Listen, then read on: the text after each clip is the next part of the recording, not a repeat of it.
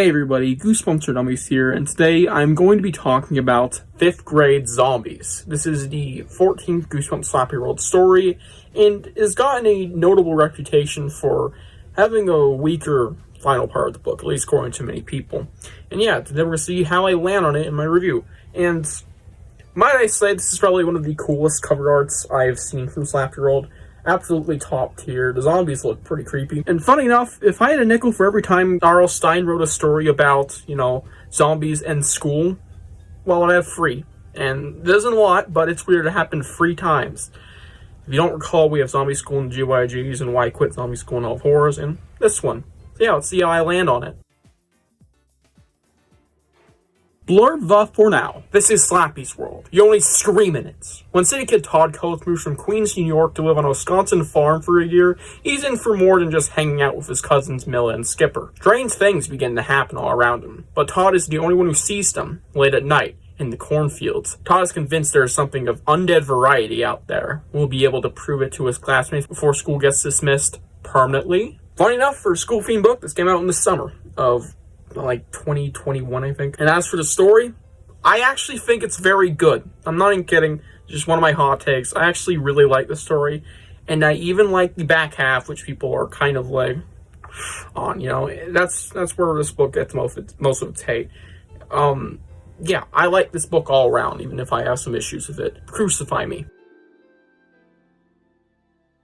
This book nails its theming, of all things, and generally setting an atmosphere, as well as it has quite good writing that comes from it. I think this is one of the more well-written moderns, and they complement each other because the more well-writing gives more emphasis on the atmosphere. And either way, yeah, there's some nice atmosphere here. This is a late August-esque read, and you got this nice setting of a cornfield, which really adds to it, as well as a farm. And of the modern Goosebumps stories, there's literally just 2, this being one of them, and of course a portion of one in Haunted Mask. It really takes place on a farm. And this feels more like the middle of nowhere, because it's like legitimate countryside this book takes place on, and I think that's really cool.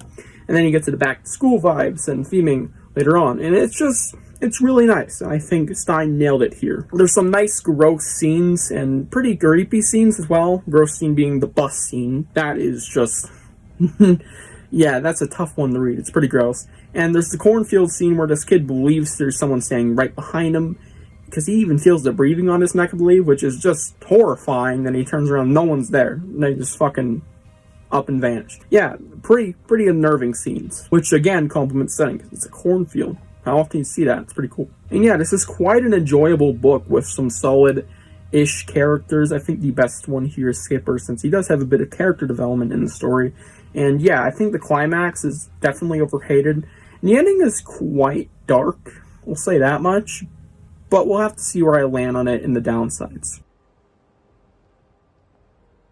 I don't dislike the back half of the book in its entirety, or 40, final 4 pages. But I do have things I don't like about it in general. Starting with the ending. This is the only thing I genuinely hate. The ending is really bad, and I'm fine with a dark ending, but it just goes about it so not goodly.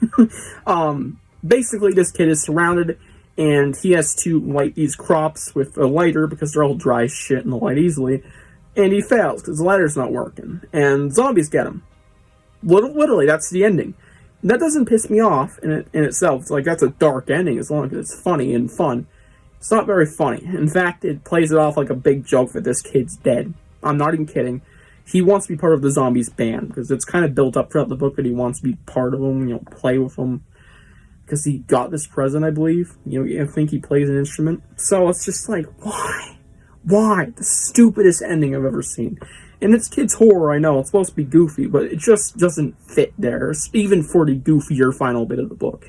This kid just accepting that he's going to be a zombie. I mean, shit, I'd fight a little, or at least I wouldn't go about it like that, start joking around like, yeah, you're very bad, let's do this shit. No.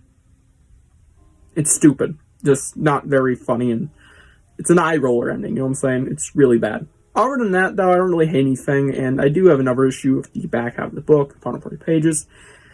It's the switch-up. This is everybody's issue. It just takes a 180 in a way, following the same story with the zombies and stuff, but it just has a different way of approaching it, and it involves the school, obviously, and it's a bit of a switch-up, I'll say that. I don't hate, the back half, final 40 pages, whatever.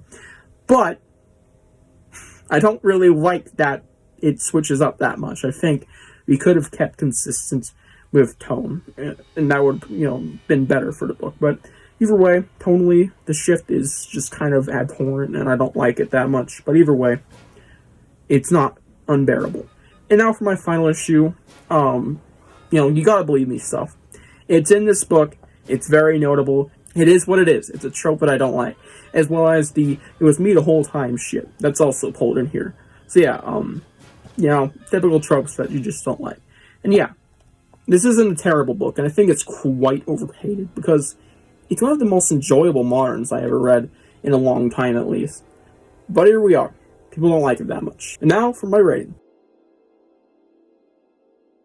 I give 5th grade zombies an 8 out of 10. It's a light grade to high, quite good, and it's one of those books where it's like, it's not the greatest thing ever, but it's still one worth checking out, especially for the atmosphere and setting alone. And it's a pretty decent read if you can get past the issues in the later portion of the book, like I was able to. They didn't really bother me that much. Hope you guys enjoyed this book review, and tell me your thoughts on it down below, and I'll see you guys in the next one. Bye.